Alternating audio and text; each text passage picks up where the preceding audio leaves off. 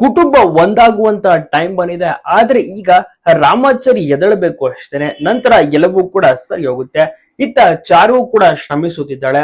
ಇನ್ನ ಕೆ ಕೂಡ ಅಷ್ಟೇನೆ, ಅಣ್ಣನಿಗೋಸ್ಕರ ಕಷ್ಟ ಪಡ್ತಿದ್ದಾನೆ. ಅಂದ್ರೆ ಬಹಳಷ್ಟು ರೀತಿಯಲ್ಲಿ ಸಹಾಯ ಮಾಡುವ ರೀತಿ ಮಾಡ್ತಿದ್ದಾನೆ. ಯಾಕಂದ್ರೆ ಈಗ ಕೆ ಕಂಪ್ಲೀಟ್ ಆಗಿ ಬದಲಾಗಿದ್ದಾನೆ. ಫ್ಯಾಮಿಲಿ ಕೂಡ ಒಂದಾಗುವ ಟೈಮ್ ಬಂದಿದೆ.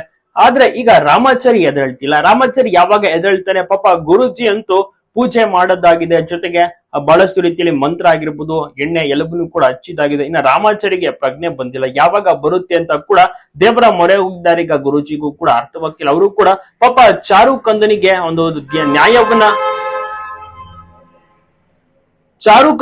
ನ್ಯಾಯವನ್ನ ಕೊಡಿಸಪ್ಪ ದೇವ್ರೆ, ಆಕೆನ ಅನಾಥಿಯಾಗಿ ಮಾಡಿ ಬಿಟ್ಟೋಗ್ಬೇಡ ಅಂತ ಕೂಡ ರಾಮಾಚಾರಿ ಒಂದು ಕೋರಿಕೆಯನ್ನು ಕೂಡ ಕೇಳ್ಕೊತಾ ಇದ್ದಾರೆ ಗುರುಜಿ ಕೂಡ ಚೆನ್ನಾಗಿ ಆಕ್ಟ್ ಅನ್ನ ಮಾಡ್ತಾ ಇದ್ದಾರೆ. ಇನ್ನು ರಾಮಾಚಾರಿಯು ಕೂಡ ಅಷ್ಟೇನೆ, ಸರಿಸುಮಾರು 1 ತಿಂಗಳಿಂದ ಮಲಗಿರುವಂತ ಜಾಗದಲ್ಲಿ ಅದೇ ಒಂದು ಸ್ಥಿತಿ, ಕೋಮಗೆ ಹೋಗಿರ್ಬೋದಾ ಏನು ಅಂತ ಕೂಡ ಗೊತ್ತಾಗ್ತಿಲ್ಲ. ಚಾರು ಅಂತೂ ನಿತ್ಯ ರಾಮಾಚಾರ್ಯ ಮುಂದೆ ನಿಂತ್ಕೊಂಡು ಕಣ್ಣೀರ್ ಹಾಕುವುದು, ಸ್ಟೋರಿಗಳನ್ನ ಹೇಳುವುದು ಎಲ್ಲವನ್ನೂ ಕೂಡ ಮಾಡ್ತಾ ಇದ್ದಾಳೆ.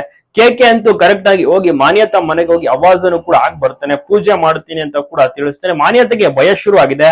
ಆದ್ರೆ ರಾಮಾಚಾರಿನ ಇದು ಅಂತ ಮಾನ್ಯತಾ ಅಂದ್ಕೊಂಡ್ಬಿಟ್ಟಿದ್ದಾಳೆ. ಆದ್ರೆ ಆಕೆ ಗೊತ್ತಿಲ್ಲ ಇದು ಕೆ ಅಂತ.